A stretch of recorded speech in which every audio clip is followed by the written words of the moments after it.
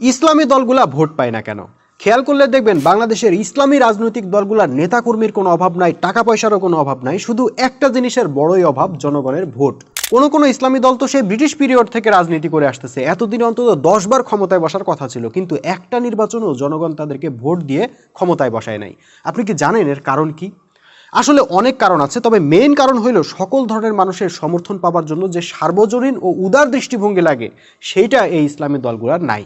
তারা পোশাক আশাক, দাড়ি টুপি, শরীয়তের মাসলা মাসাইল ও কোরআন হাদিসের ব্যাখ্যা নিয়ে বাড়াবাড়ি করতে করতে ইসলামকে এতটাই সংকীর্ণ করে ফেলছেন, যেটার মধ্যে সব ধরনের মানুষ আর প্রবেশ করতে পারে না। নির্দিষ্ট ক্যাটাগরির কিছু মানুষ এসব ইসলামী দলে যোগ দিলেও অধিকাংশ মানুষই ভয় পায় যে এরা ক্ষমতায় আসলে তো কথা বলতে পারবো না, গান বাজনা শুনতে পারবো না, খেলাধুলা করতে পারবো না, দমবন্ধ একটা পরিবেশ তৈরি হয়ে যাবে। নারীরা ভয় পায় এরা ক্ষমতায় আসলে তো ঘর থেকে বের হইতে পারবো না, ব্যক্তিগত লাইফের কোনো স্বাধীনতাই থাকবে না। অন্য ধর্মের মানুষ ভয় পায় এরা ক্ষমতায় আসলে তো আমাদের কোনো মানবাধিকারই থাকবে না। সেকুলাররা ভয় পায় এরা ক্ষমতায় আসলে তো শরিয়া আইনের নামে জোর করে দাড়ি রাখানো হবে, জোর করে নামাজ পড়ানো হবে, কথায় কথায় বেত মারা হবে। এমনকি সুফিবাদীরাও ভয়ে থাকে ইসলামী দল ক্ষমতায় আসলে মাজারগুলা আর আস্ত থাকবে না। এক কথায় ইসলামী দলগুলা দেশের সকল স্তরের মানুষকে কাছে টানতে পারে না, এবং তার ফলে সকল স্তরের মানুষের ভোটও পায় না। ভাই, রাষ্ট্র কিন্তু ওয়াজের ময়দান না।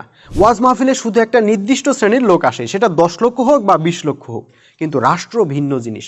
ওখানে সব শ্রেণীর মানুষ থাকে, কাজে সব ধরনের মানুষকে যারা ধারণ করতে পারে একমাত্র তারাই রাষ্ট্র ক্ষমতায় যাইতে পারে।